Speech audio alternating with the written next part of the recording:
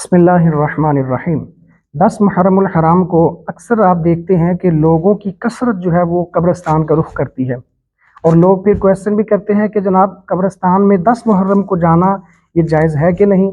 तो इस हवाले से अपना कॉन्सेप्ट पहले कुरान की रूह से, कुरान की रोशनी में ये क्लियर कर लें। अल्लाह रब्बुल इज़्ज़त खुद कुरान मजीद फुरकान हमीद के पारा नंबर 28 सूरह हश्र की आयत नंबर 10 में फरमाता है कि ये तो ईमान वालों की निशानी है कि यक़ूलून रब्बना ग़फ़िर लना व लिइख़वानिना अल्लज़ीना सबक़ूना बिल ईमान, कि वो तो दुआ करते हैं इलाहुल आलमीन हमारी भी बख्शिश फरमा, और जो हमारे भाई ईमान की हालत में इस दुनिया से चले गए हैं उनकी भी बख्शिश फरमा दे। तो ये तो कुरान से इसाले सवाब और दुआए मग़फ़िरत का कॉन्सेप्ट क्लियर है। अब अगला सवाल ये है कि जनाब कब्रिस्तान में जो जाया जाता है तो ये इसका क्या लॉजिक है, क्या वजह है। तो याद रखिए नबी करीम सल्लल्लाहु ताला अलैहि वसल्लम का प्यारा फरमान अलीशान है, जो कि मुस्तदरक लिल हाकिम में ये रिवायत मौजूद है और उसका नंबर 1388 है। सरकार दो आलम सल्लल्लाहु ताला अलैहि वसल्लम ने फरमाया, नहैतुकुम अन ज़ियारतिल कुबूरी फज़ूरूहा, फरमाया कि मैं तुम्हें कब्रिस्तान जाने से रोकता था, लिहाजा अब तुम उसकी ज़ियारत किया करो। वजह क्या है, खुद सरकार ने आगे वजह भी इरशाद फरमाई, ताकि तुम्हें अपनी मौत याद आए, तुम्हें अपनी आखिरत याद आ जाए, कि जब तुम वहाँ पर जाओगे तो तुम्हें एहसास होगा कि ये वो हमारी आखिरी मंजिल है जहाँ पर हमने एक न एक दिन ज़रूर आना है।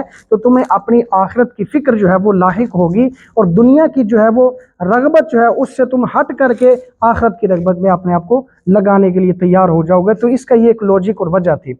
अब अक्सर लोग कब्रिस्तान में जाते हैं, और कब्रिस्तान में जा कर के फिर जब कब्रों में जाते हैं अपने अजीज़ों अकारिब की, तो वहाँ पर कुछ जा कर के चीज़ें मलहूज़े खातिर रखनी ज़रूरी है जिनको नहीं रखा जाता। वो जनाब अक्सर गफलत कर बैठते हैं, और फिर अक्सर तो लोग ऐसे हैं कि अगर उनको कहा जाए कि भाई जनाब कब्रिस्तान है और दूसरी कब्रें हैं, उनका लिहाज करो और उनकी एहतराम और उनकी ताज़ीम तुम्हारे ऊपर लाजिम है, तो वो कहते हैं नहीं जी वो तो कब्र में चला गया है, वो तो अब हड्डी हो चुका होगा, अब क्या फ़ायदा उसका। तो तरह तरह की जो है ना आगे से वो रिएक्शन उनकी तरफ से सुनने को मिलता है। लेकिन याद रहे नबी करीम सल्लल्लाहु ताला अलैहि वसल्लम ने इस हवाले से हमारी रहनुमाई फरमाई है, और ये जो फरमान है मुस्लिम शरीफ में है, और मुस्लिम शरीफ में इस हदीस का नंबर 971 है। सरकार दो आलम सल्लल्लाहु अलैहि वसल्लम ने फरमाया कि मोमिन के लिए दूसरी मोमिन की कब्र का एहतराम और ताज़ीम इतनी लाजिम है कि फरमाया कि अगर किसी को आग की चंगारी पर बैठना पड़े तो वहाँ बैठ जाए, लेकिन किसी की कब्र पर ना बैठे। ये यहाँ से अंदाज़ा लगाएं कि कितना इम्पोर्टेंस है अगले की मुसलमान की कब्र का एहतराम और ताज़ीम करना।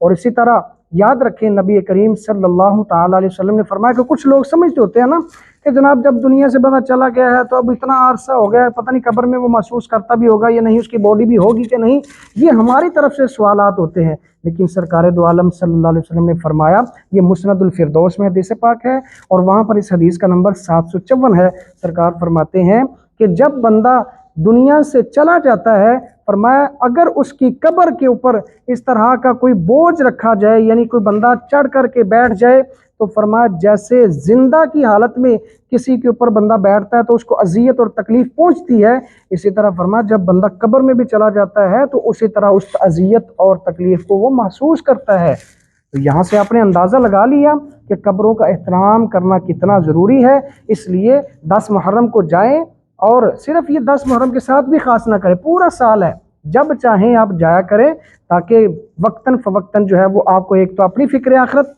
और दूसरी वजह यह है कि आपके अजीज़ व अकारिब जो फोत शुदगान हैं उनकी कब्रों पर जाएंगे, उनकी कंडीशन देखेंगे कि अगर कब्र की कहीं दुरुस्तगी होने वाली हो तो वो भी आप कर सकेंगे। ये भी एक अखलाकन तकाजा है। तो ये चीज़ें हैं जिनको मलहूज़े खातिर रखना अशद ज़रूरी है। अल्लाह ताला हम सबको समझने की तौफीक अता फरमाए।